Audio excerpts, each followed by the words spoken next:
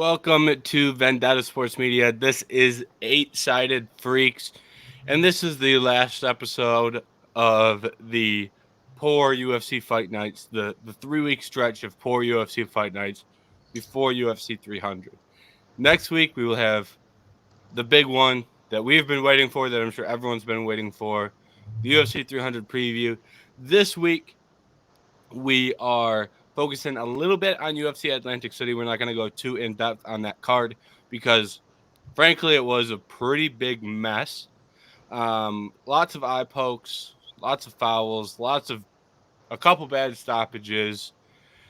Really not a great card, but the main event was pretty impactful. So we're going to touch on the main event.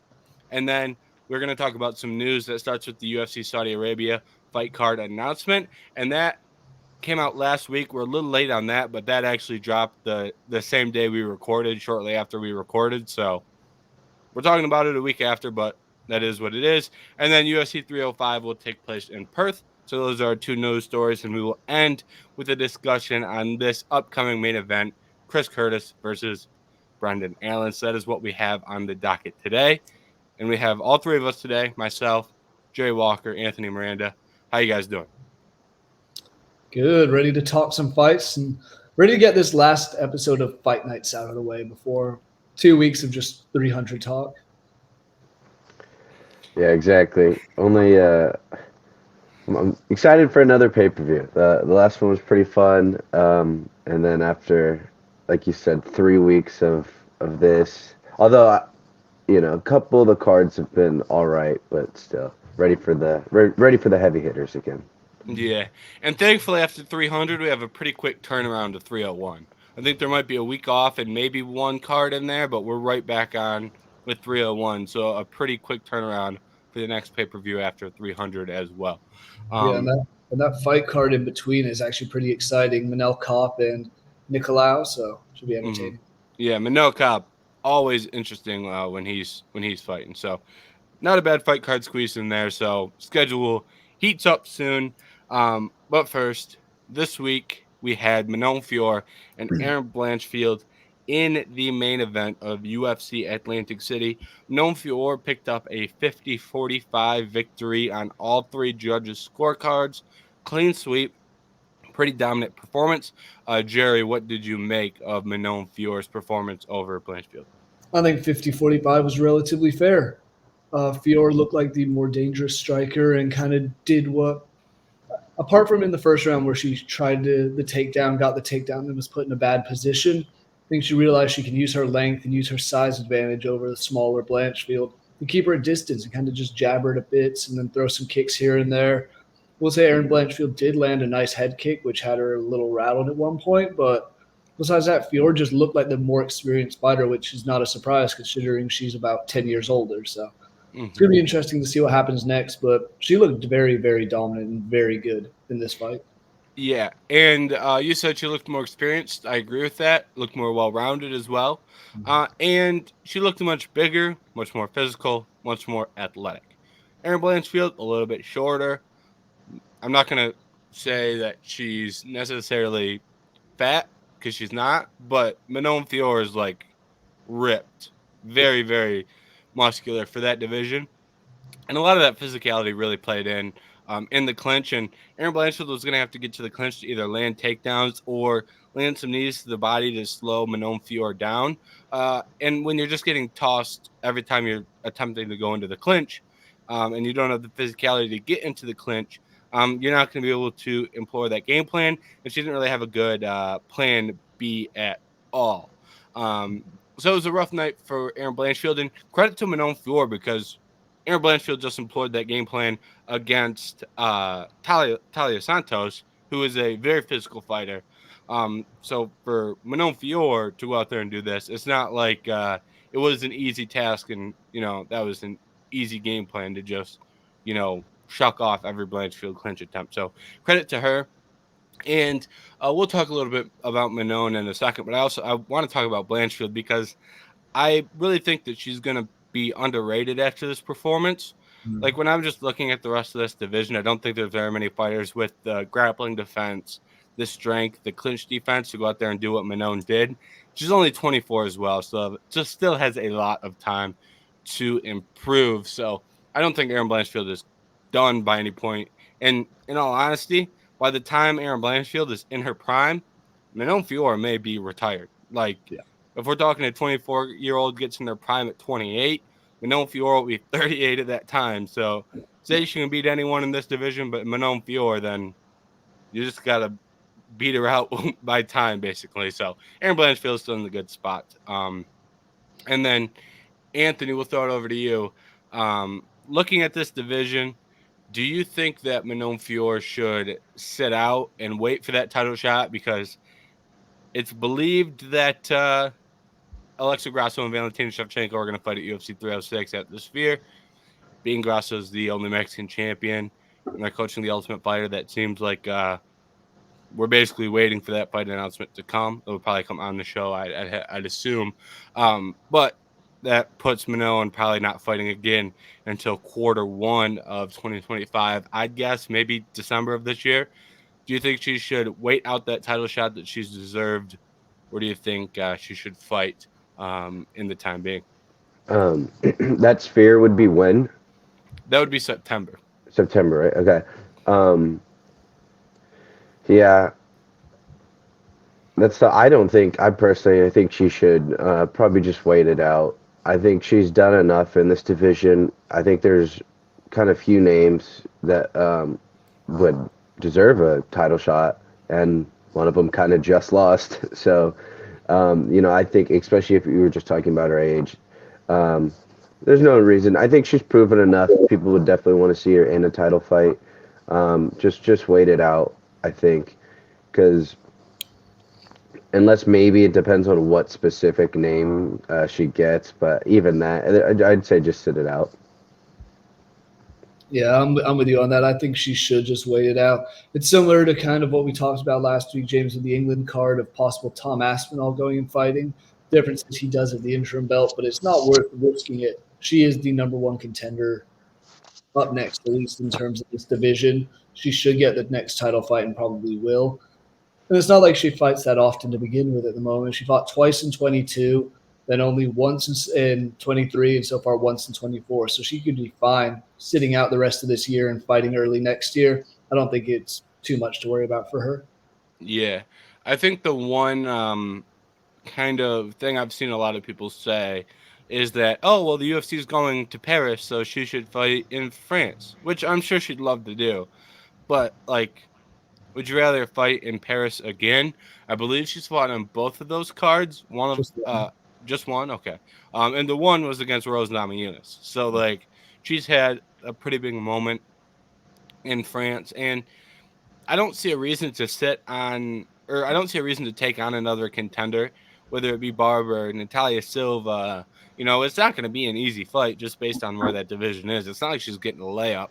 And maybe she beats both of them, but why take on the unnecessary risk when you have earned a title fight probably 2 or 3 times over? I mean, she was the first person to beat Caitlin Chukagian. Chukagian was riding a 4-fight win streak, and people were talking about Chukagian getting a title fight, and then Manon Fiorot beat her. And then in her next fight, she goes out there and beats Rose Namajunas, former champion. And now she's beating the other person that everyone thought was going to get a title fight in Erin Blanchfield. So for her to have to add another win to her resume to fight for a title, I think is a little bit ridiculous based off what she's already done. And for the rest of the division, they should probably slow roll this. I imagine when you're looking at fighters like Barber and Silva, no reason to rush them into anything either when you know that that next title fight isn't going to come until early next year for Manon, and then that pushes back the next title fight. So this division is a little backed up, and they're probably going to have to slow cook some of these contenders, which I don't think is the worst case scenario for some of these young fighters. No, not at all. I mean, you don't want to burn people out too quickly, and you don't want to kill off all the contenders, because that leads to another issue in itself. If all the contenders start beating each other, and then there isn't a true contender next. Mm-hmm. Yeah. You don't want this to become the flyweight division where you're looking around going, who's going to fight for the title? Right, you got some good options, so there's no reason to Also, have them Shevchenko lose. 4 incoming. No, whatever happens, no. I don't care if Shevchenko wins and they're split 1-1-1. No, thank you. Yeah. All right, moving on. Well, actually, let's do some final thoughts on this card as a whole. Look, oh, go ahead. I was gonna say we just talked about Fiorot, what we want her next. What do you think Blanchfield should do next? Because I got a couple names that I think would make Okay. some sense if you're not rushing her into anything crazy. Yeah, go ahead, throw those out and What just an entertaining one from stat standards? It would be Macy Barber. They're both really young fighters, 24 and 25 respectively, I want to say. So that would be an interesting one. I know Macy Barber wants to fight for the belt soon, as does Blanchfield, but Blanchfield's coming off that loss, so possibly that. Or the other one is Rose Namajunas, just won. Whether she deserved to win or not, I didn't see that fight. I heard mixed ways, and you said last week it was really a coin toss. Either result was fine. Why not do that? Rose is 6th in the rankings. Blanchfield just dropped to 3. That's another fight that intrigues me a little bit. Yeah, I'll throw out. I like the Rose Namajunas and Macy Barber shouts. You also have Natalia Silva, who we've talked about as being really good, and Caitlin Chukagian is in there as well. She just lost to Macy Barber. Maybe you do Silva and Chukagian, and then you have Blanchfield, and I guess you have 5 fighters there. But I wouldn't hate it if you took Silva, Barber, Blanchfield, and Rose and paired them up 2 and 2. So, Anthony, you have any thoughts on where they should go?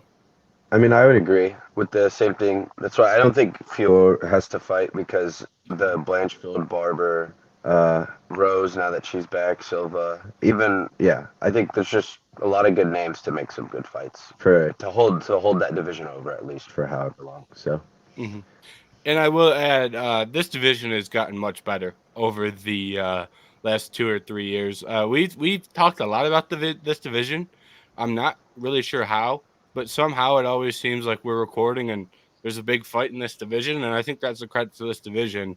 When maybe longer than 2 years ago, but maybe 3-4 years ago, when you're looking at the height of the Shevchenko reign, you had fighters like Chukagian, Lauren Murphy, Joanne Calderwood, Jessica Andrade going up and down from 15 and 25. So I think where we're at now, this division, with the names we just listed off, and the 2 girls fighting for the title, and Manon Fior, like, this division has gotten much, much better. So credit to the fighters in the division and credit to the UFC for finding some of these fighters who are relatively new to the organization, like Silva and Fior are both relatively new names who have climbed to the top really fast. So credit to them for making something out of this 125-pound division.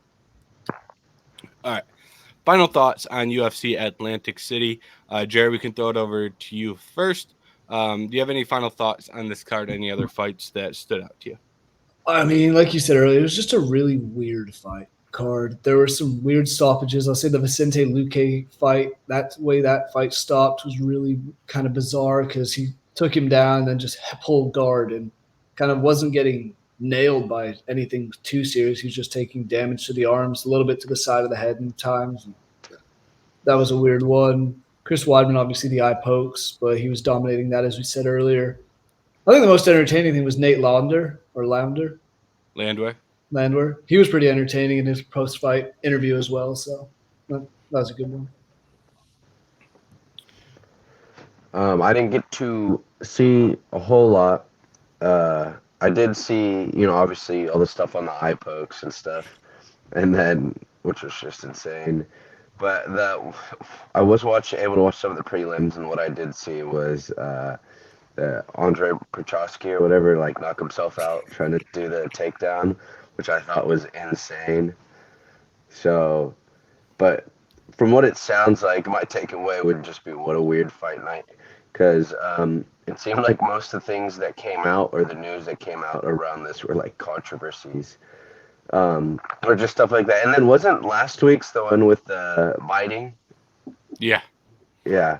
And then I remember that there was a couple things on that too. So I don't know. Interesting streak of things happening at the Apex. Yeah. Yeah, good shouts there for both. And those were like I said this earlier, but a weird fight card, and both of those weird results. A guy shooting a takedown and knocking himself out in his opponent's hip in the middle of a takedown. I've never seen that before. The Luque fight was bizarre because it felt like Luque kind of just quit. Yeah. Had a late stoppage in the Bill Algeo fight, or excuse me, early stoppage in the Bill Algeo fight. Anton Turkali that stoppage might have been a tad early.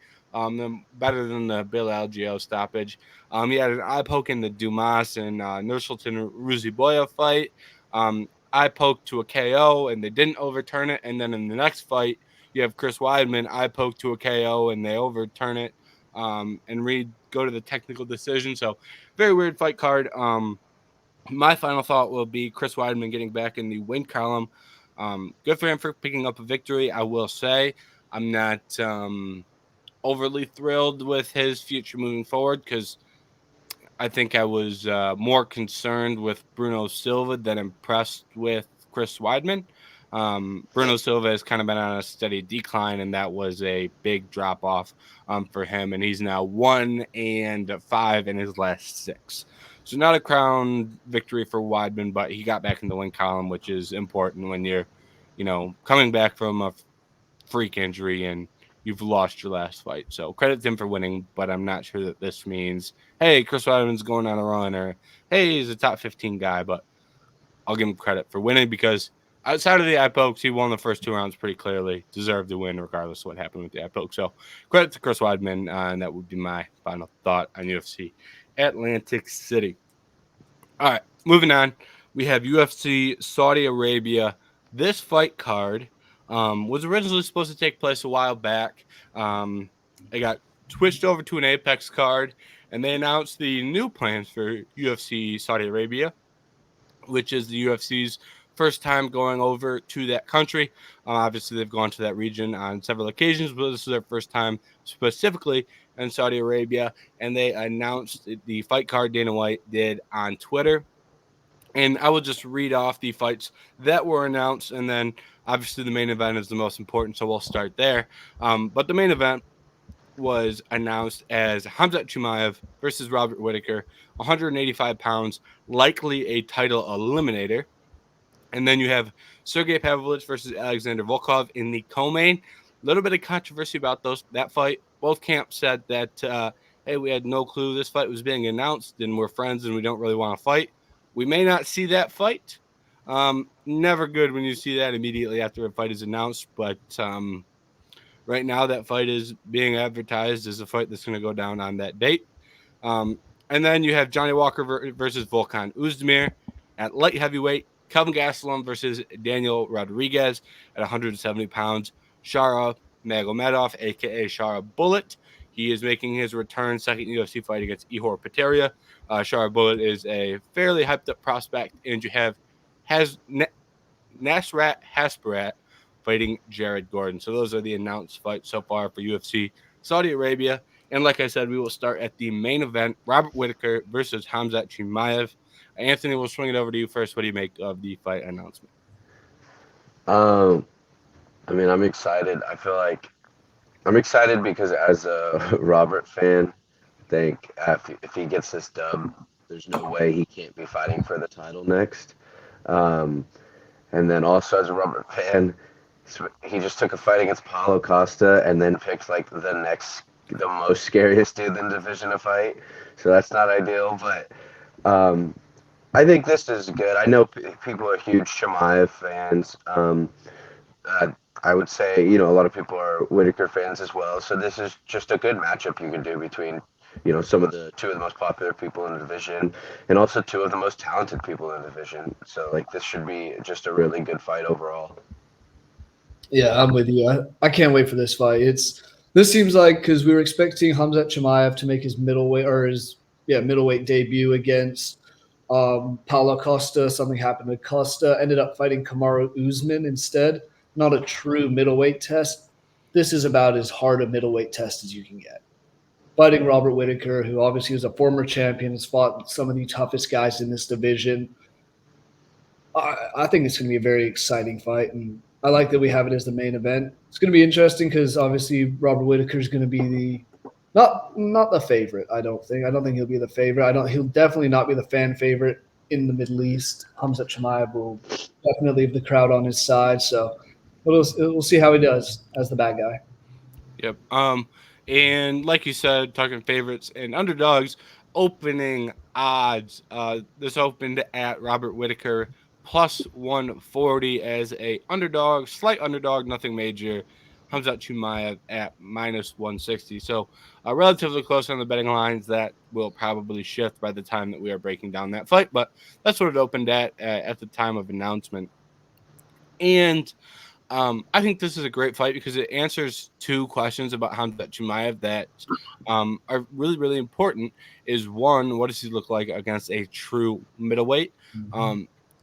Showed some really, really great grappling against Kamaru Usman, but Usman is a 170-pounder, and we're not sure if he's committing to that 185-pound weight class. If he does, it certainly wasn't in a fight that he took on short notice.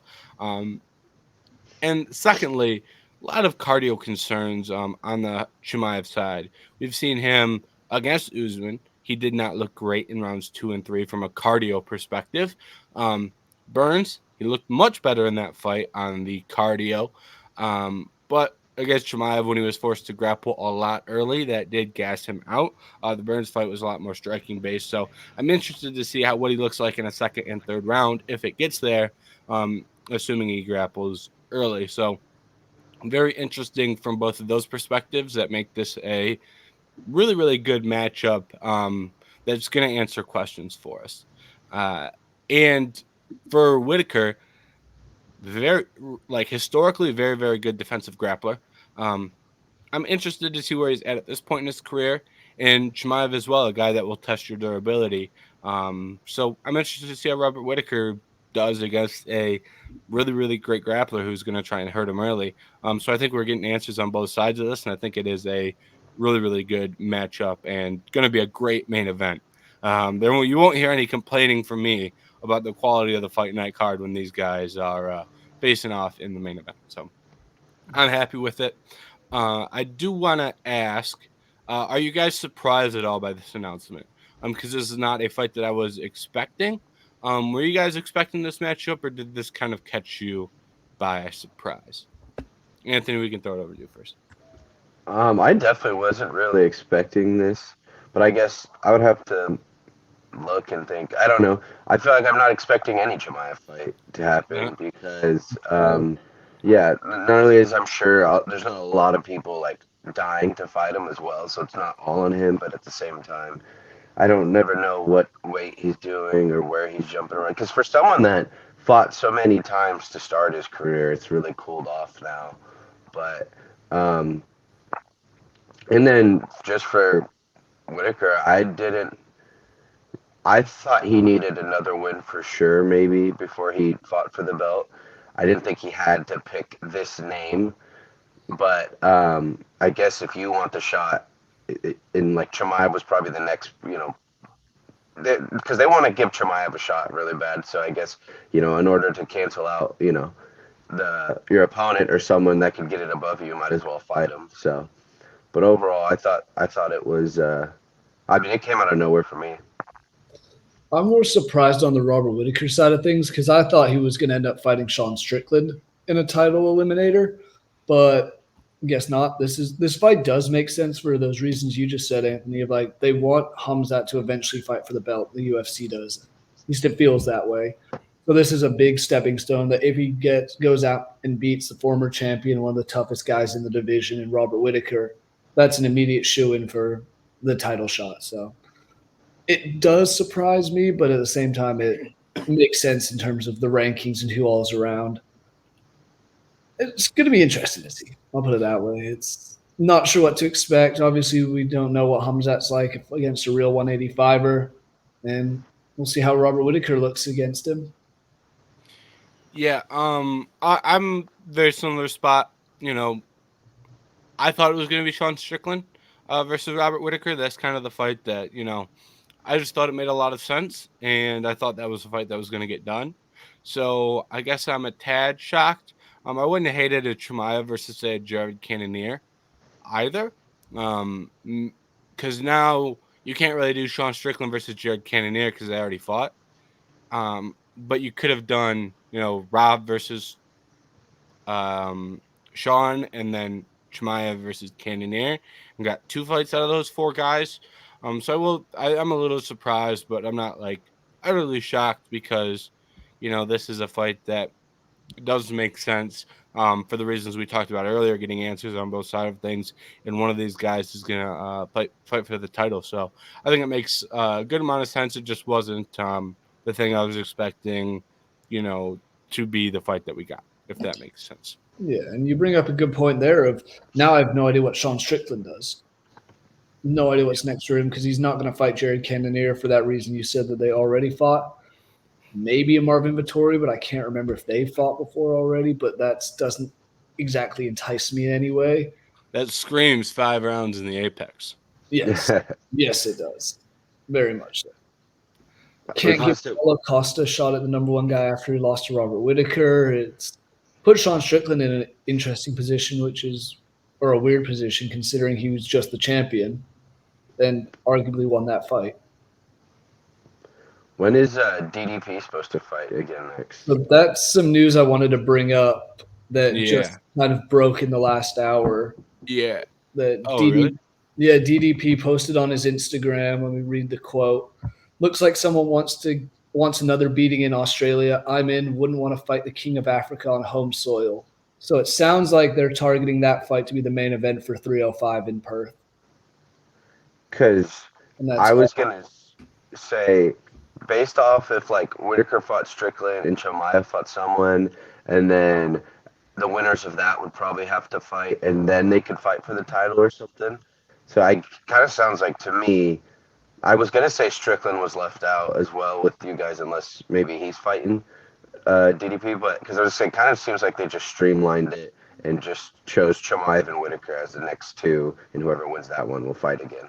And so I was wondering if that would work out for where DDP was, but yeah, it's weird because we'll talk about UFC 305 in a minute, because that was one of the topics. But like Sean said he tweeted that like he was gonna fight for the belt or just not do it again because he didn't, or not fight in the UFC again because he didn't want to climb the ladder again.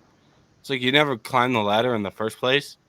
You beat Imavov and Abus Magomedov and got thrown to a title fight because Izzy beat everyone else and DDP didn't want to show up, and you were the guy who would show up who was the highest ranked. And he beat everyone ranked ahead of him. Like he got a shot over Jared Cannonier, who Jared Cannonier beat him. Mm-hmm. So like he never climbed the ladder in the first place. Now he's saying he doesn't want to climb the ladder again and he won't fight if he doesn't get a title shot. He thinks he got robbed because the Canadian judges don't like him because of his politics, which that's a bold statement there. It was a close fight that it's like probably could have gone either way. It had nothing to do with politics. It was a close fight. And you got cut open in the 2nd or 3rd round and then couldn't see and couldn't defend yourself as efficiently. And you got hit in the face more because you got cut from a fist. So Sean Strickland, I have no clue what's going on with him. But yeah, that's my thoughts on Sean Strickland. And anyone who has watched or read a lot of the things that I've said about Sean Strickland probably know. Not the biggest fan. And it has nothing to do with what he says on Twitter. More to do with I don't think he's actually that good at fighting. So kind of a side rant, but I don't know what they do for Sean Strickland. I do think that is funny saying, he didn't want to climb the ladder again when he never. He climbed the ladder alone just by getting knocked out by Alex Pereira. I feel like that helped him climb the ladder of popularity. Really did. Because wasn't he ranked like 7th or 8th when he took the Izzy fight? Yeah, he was like 2 steps up a 10-step ladder. Then Izzy put his hand out and said, "Get up here," and lifted him up the ladder. It's kind of how he climbed the ladder. And it's like, and I still think 9 times out of 10, maybe 8 out of 10, Izzy wins that fight. That was just the one time that Sean Strickland had everything going and kind of caught him not prepared at all.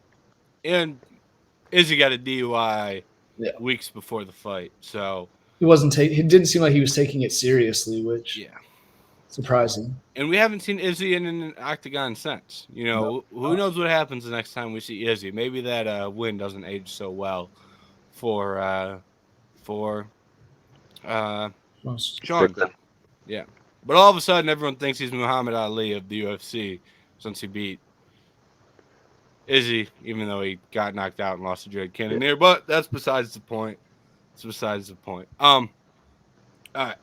Moving on down this UFC Saudi Arabia card because I want to get some takes on the rest of this card, and then we'll swing it back over to the announcement for Perth and play some matchmaker for that fight card. The co-main event, like I said, Pavlovich versus Volkov. Not sure if this fight is actually going to happen because of the reports of, hey, these guys didn't agree and don't really want to fight each other. What do you guys make of this fight announcement? And hypothetically, if it were to go down, do you like the matchup? Jerry, we can throw it over to you first. The fact that they're saying they didn't agree on this makes me wonder what really happened and why this fight was announced. Because I feel like if a fight's announced, the two guys know who they're fighting and sign a contract to do said fight. So why are they going back on it now? I don't know the logistics. I don't know what's happening behind the scenes between them and the UFC. So can't exactly guess or say. But if this fight does go through, I think it's going to be an interesting one because both of these guys got ragdolled by Tom Aspinall. One of them was on the ground. One of them was on the feet. Two big, scary Russian dudes going at it. It'd be an entertaining fight. And really, it puts them both right back in the midst of a title picture, especially for Alexander Volkov, who's, I want to say sitting at 6 or 7 right now in the rankings. If he can go out there and beat the number 3 guy in Pavlovich, huge step up for him. Maybe a Cyril Gahn fight next or even a rematch with Aspinall down the line. Yeah, and one thing I'll add real quick, Volkov, there was an announcement that he was going to fight Jelton Almeida. Yeah, that's what I was going to say. And that was weird. Yeah, we talked about that on the show last week, and then they announced this like shortly after. So that fight was announced like relatively recently. Like we talked about it as news on the show, and then like the next show, we're talking about that not being the fight anymore.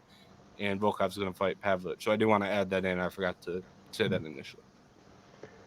Yeah, because my friend had told me that Almeida versus Volkov, and I was like, oh, okay, cool. And then all of a sudden, then I saw the actual news that came out that it was Volkov and Pavlovich. And I don't know. I thought that was weird or whatever because, yeah, it just seemed like I had heard news came out about one thing, and then all of a sudden, like the next day, or like however shortly after, then I guess the actual news breaks. But overall, yeah, I think it should be just a fun striking match between the two.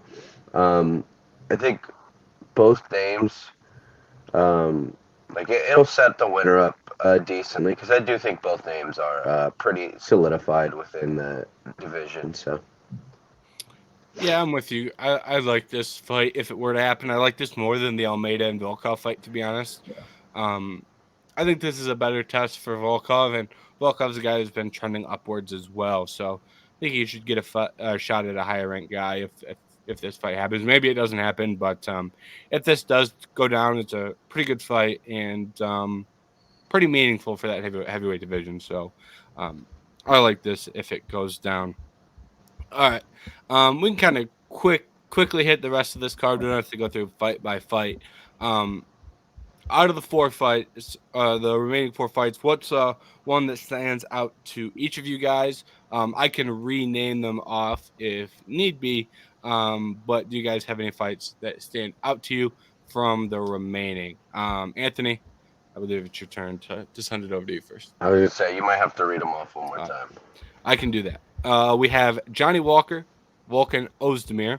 We have Shara Bullet versus Ihor Poteria, Kelvin Gastelum versus Daniel Rodriguez, and Nasrat Hasprat versus Jared Gordon. Well, I don't know. Hasprat hasn't fought in a while, right? So yeah, I think it's been a minute, yeah. Been a minute. And then Jared Gordon. So that one alone is fine. I mean, the one that sticks out to me would be Johnny Walker, because that should be a KO right there. Johnny, that should be a highlight reel KO or one of those spectacular to get Johnny's name back, because he always gets so close, or will go win 2 in a row and then just get knocked out pretty badly and then go back. So I think if the trend continues, this should be another big win for him to start building up momentum again, to see if he can finally get over the hill in the future. And then also, the last thing I'll say, I won't go in depth on it, but that Kevin Gastelum Daniel Rodriguez fight should be really fun too. Yeah. Oh, I like this card a lot so far. The one that intrigues me is Shara Magomedov, because the last guy is only his second fight, but his UFC debut was against Bruno Silva.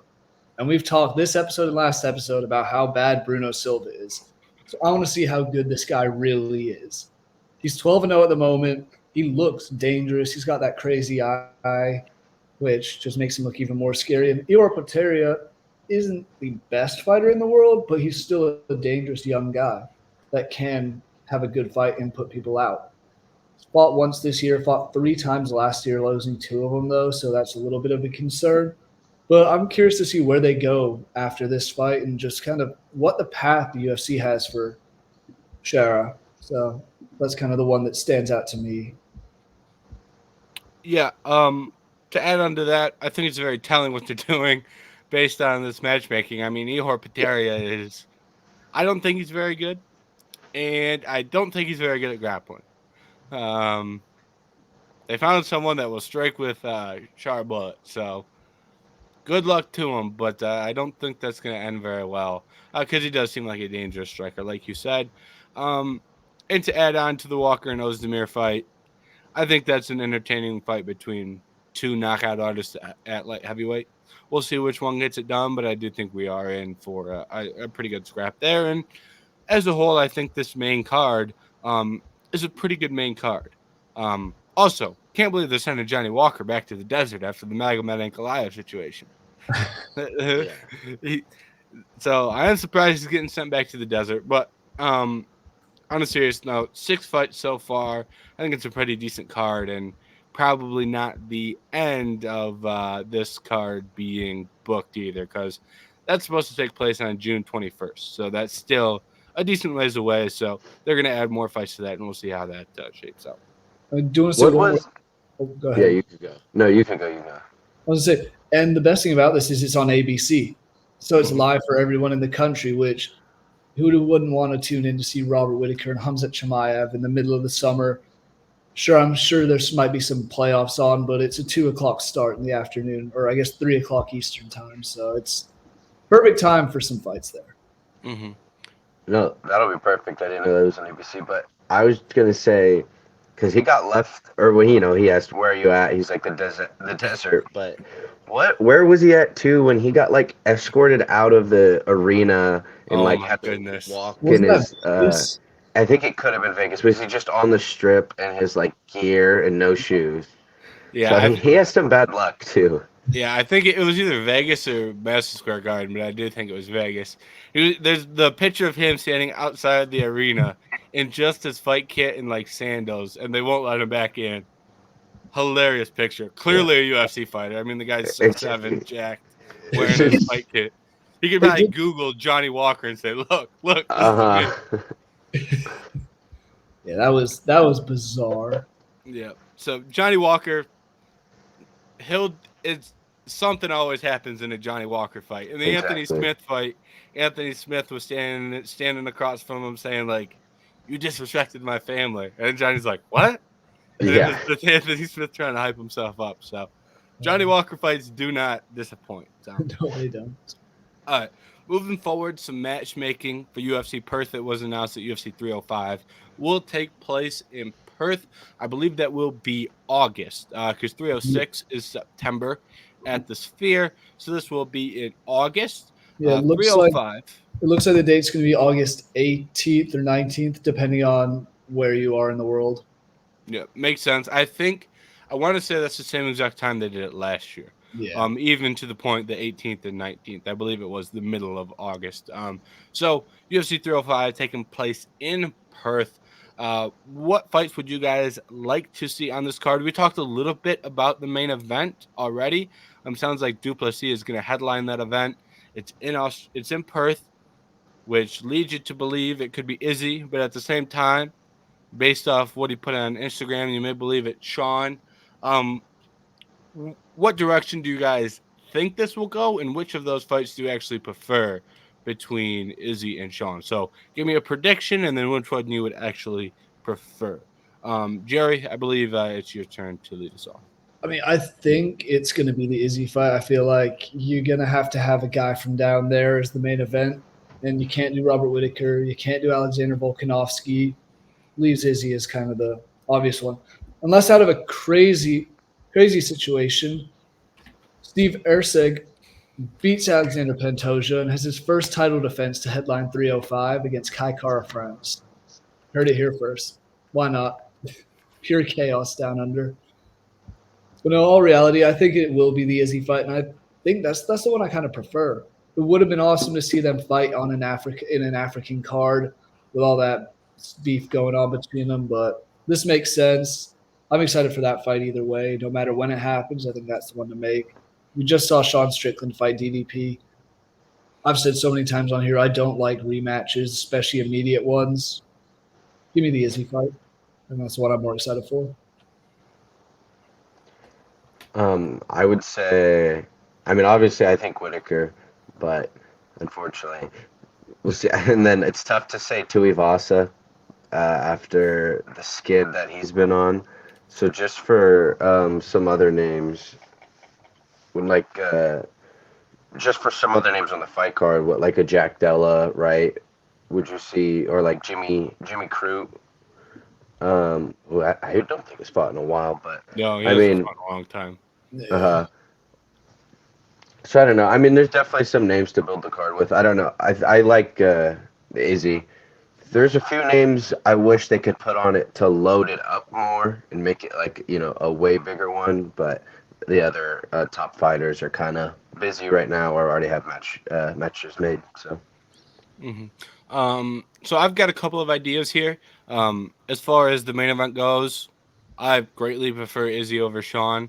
I know that Sean beat Izzy. And to be honest, I don't love either fight, if we're being 100% real. I don't love the idea of Izzy getting tossed right back in the title. And I don't love Sean being tossed right back in the title. But if it forced me to pick between the two, I will take Izzy because I do respect his pedigree, and I want to see a fresh matchup. Like, I'm very anti-immediate rematches, and I didn't want Izzy to get the immediate rematch against Sean as well. So I'm kind of tired of those. And I don't know that this will happen because then you don't know when DDP is going to defend that 185-pound belt. But do you guys think there's any chance we see Volkanovski and Topuria, the rematch on this card? Because we don't really know what Topuria is doing. And based off the announcement we've seen, it doesn't seem like the UFC is going to Spain anytime soon. Maybe they do it later this year, but right now we're up to 306, and there's no slot for Spain. And then let's see, 307. That's what month is that? Okay, that would be September, October. And the October card is usually Abu Dhabi. And then your November card is usually Madison Square Garden.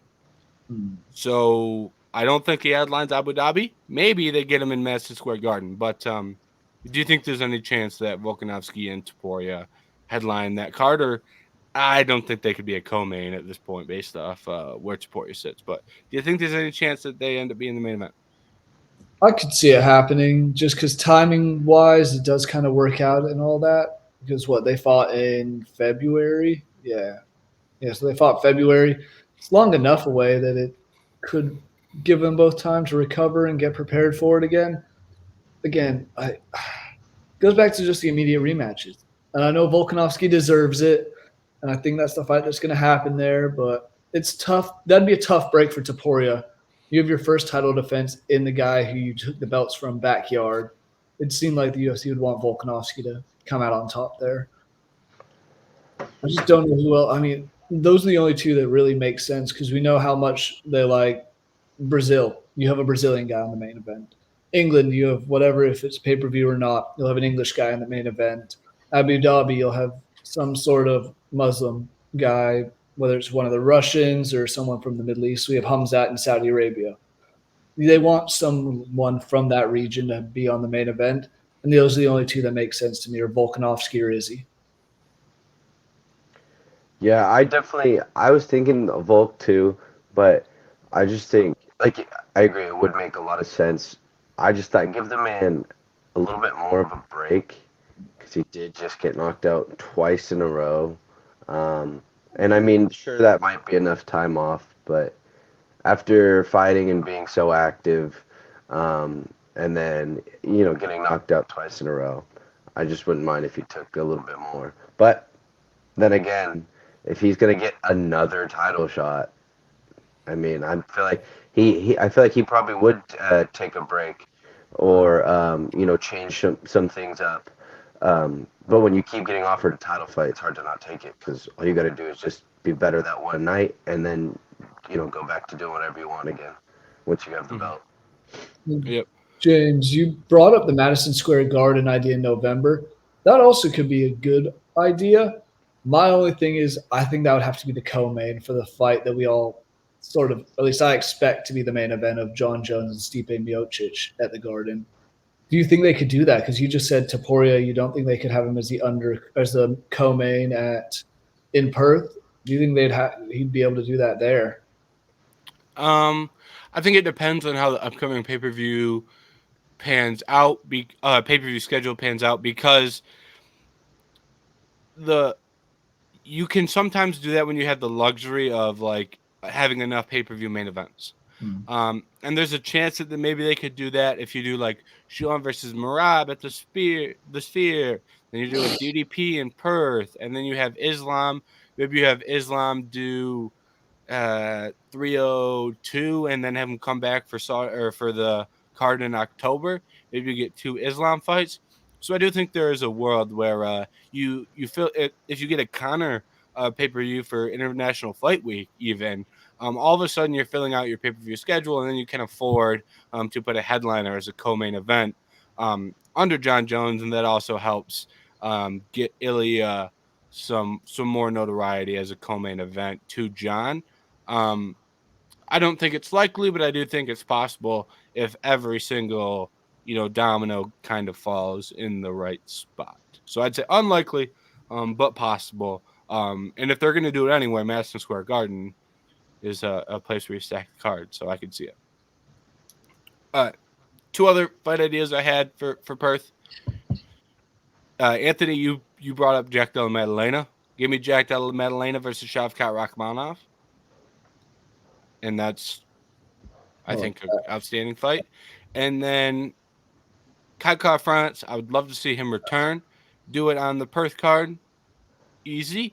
Ideally, Manel Kopp beats Mateus Nicolau, and we finally get Nicolau versus Kopp. That is the one that I have been waiting for, campaigning for. I said book it for UFC 300. Instead, they booked Kopp against Nicolau, and then they had to rebook that fight. If he beats Nicolau, I guess you could say Kopp could fight for a title, but everyone knows that Kai versus Kopp is an outstanding fight, and that that press conference is going to go crazy between those two. I just think that's a fight that needs to happen, and I think Perth is a good setting for it. Yeah, the other one for Kai that would possibly make sense, because as of now, there's one guy holding a win over him, or there's a couple guys with wins over him, but one who's really holding it over him that probably wasn't deserved. The Amir Albazi rematch potentially in Perth, because then you can be like, then we can see what really happens. Because I still think Kai won that fight. I think, James, you do as well when we've talked about that in the past. So it's one of those things that if Manel Kopp doesn't win or can't fight, because that seems like a cursed fight. Kai France and Manel Kopp seems like a Tony, not to the extent and the importance, but a Tony Ferguson Habib fight where it just never is going to happen, but it always seems booked. So maybe something like the Albazi rematch, because I don't think he deserves to fight Royval or Moreno at the moment. Yeah, I think that's not a bad idea. I'd be here for that. That's I forgot. Yeah, about Kai hadn't fought in a while, and that's someone who I actually enjoyed watching fight, so I would like seeing him back in the octagon. Yeah. Any other thoughts on this UFC Perth card before we swing it over to this week's upcoming main event? Got nothing else. Maybe we'll see a Tai Tuivasa fight, but I know he has a fight booked, doesn't he, coming up? No, he just lost his Already? fight Yeah. against Ted Burrow. Oh, That that's was a couple weeks ago. Yeah. They just booked Derek Lewis versus Rodrigo Nascimento to headline a pay-per-view or headline a fight night in St. Louis. headlining a pay-per-view for that would be wild. I'm not ready. I'm No. not quite sure how they landed on Nascimento to headline a fight night, but We'll see what happens. St. Louis, here they come. all right. This week's card, speaking of outstanding fight night main events, Brendan Allen versus Chris Curtis. This is a rematch. These two fought once very early in Brendan Allen's UFC tenure. I think Brendan Allen is 8-2 in the UFC, and his two losses are to teammates Sean Strickland and Chris Curtis. Chris Curtis proved to be a bad matchup for him, defended his takedowns, outboxed him on the feet, landed a knockout. We now have Brendan Allen. I don't know how much better of a fighter he is, but I think he is at least a much more confident fighter. And he's on a streak of very impressive wins, out-grappled fighters like Paul Craig, Andre Muniz, very, very good grapplers in their own right. So a lot of respect for his grappling. Chris Curtis, very good anti-grappler. What do you guys make of this main event? How do you see it going? Maybe I don't have a prediction yet, but what are your thoughts heading into this main event? Jerry, we can throw it over to you first. For some reason, I think I like this more than the originally scheduled fight, which the original one was Marvin Vettori and Brendan Allen. That seemed like an Apex main event. It seems like Marvin Vettori's set to live out the rest of his career fighting in the Apex. But this one intrigues me more just because of that first fight and how Chris Curtis did box him apart, did get the TKO finish. And we'll see how Brendan Allen's grown as a fighter and changed, but Chris Curtis is still a tough guy. So it's one of those that I don't have a prediction. I'm just curious to see how they go at it because Chris Curtis hasn't been the most successful as of late. He's only won 2 of his last 5, a couple losses, no contest in there. So it's one of those things that maybe he's kind of getting a little older since he fought, or obviously he's getting older, but maybe he's passing his prime since he fought Brendan Allen last time, whereas Allen just seems to get better and better each win. Another guy that beat Bruno Silva. It seems like everybody in this division has fought Bruno Silva at some point. Yeah, Bruno Silva's resume is just looking at his run of fights in the UFC has been pretty hilarious. Yeah, so I mean, don't know, and I mean, Paul Craig was his last fight out for Brendan Allen. He managed to submit Paul Craig, which is a relatively impressive thing to do, even though Craig is definitely getting to the end of his career, I would say. So it's one of those things that I don't know how good Allen is. I don't know how good Curtis still is. I think this is one fight that he could potentially end up bouncing out of the rankings had he been fighting an unranked guy and losing. So we'll see what happens. Yeah, I mean, I'm excited as at least it's like Allen. It could be worse. Put it that way. It could be worse for a not for a pay-per-view, for a headliner. I think this has like Brendan Allen's like 6, and Curtis is like 14 or something. And I think it has it really looks like a 6 versus 14. It screams that. I'm excited to see. We'll see if Allen could get one back over him. Like I said, I think last time he's on that huge win streak, and the names are we're talking about one of his paths to a title possibly is just getting his 2 losses back versus the 2 teammates and going Curtis then right into Strickland. So overall, and then this would be maybe Curtis also just has his number and can get him again, because then beating the 6th dude overall or whatever would be also huge for him. So we'll see. Overall, it's a fine fight. I'll be there for it. Yeah. I think this adds a lot more confusion to the division.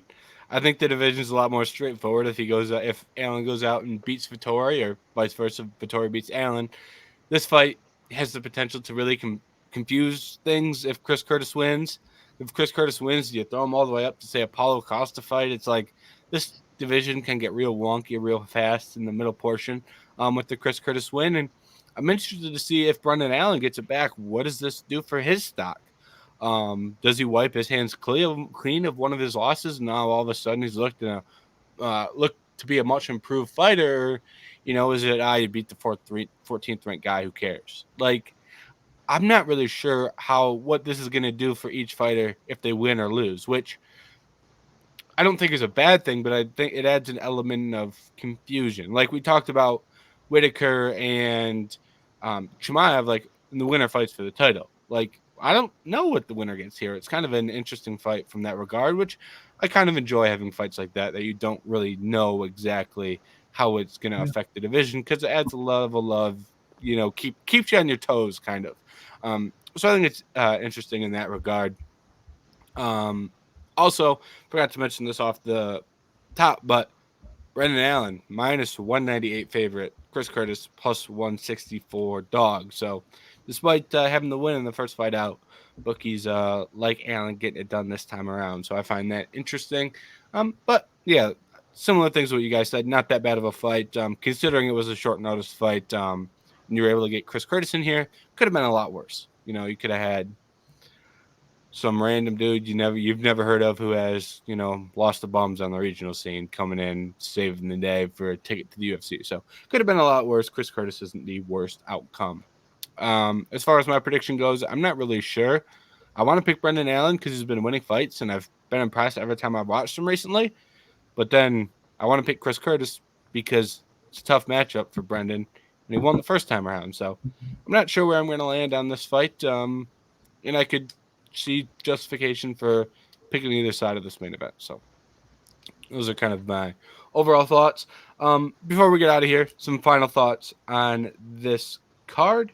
Not in, kind of we talked about how this main event wasn't terrible, but the real problem with this card is the rest of the card lacks a lot of good fights outside of this. So we're kind of have slim pickings for some final thoughts. But I do want to get your guys' takes on some fights on the rest of this card. Jerry, what is a final thought for you on what I believe is UFC Vegas 90? It's just one guy that I'll enjoy watching, Morgan Charrier, the French guy, in his second UFC fight. First one in France, I want to say he won by knockout. Pretty impressive performance in that one. So curious to see what happens next. And he was only a minus 166 favorite, so it's not like he's fighting a bum this time around. That was going to be mine. I remember that that fight week and fight night, and I know James can't remember if it was on the podcast or I had written something on him too, because I didn't know how good he was, or that he was at least had some hype behind him before his debut, and then he went out there and dominated and looked really good. So I'm excited to see him again. I don't know. I don't know what else there is on this one. How about? Yeah. That's good. Yeah, I really like Morgan Charrier as well. He was going to be my pick. Good Cage Warriors background. He lost some fights in Cage Warriors, but the two guys he's lost to, Jordan Vucenic and Paul Hughes, in my opinion, both UFC caliber guys and could come in and beat UFC fighters.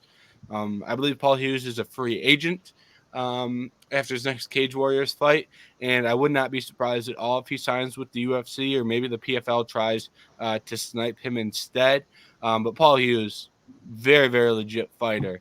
And Jordan Vucenic is also very, very good as well. It's kind of like a Cage Warriors version of like a top three fighters in the division going out having wars with each other in a very good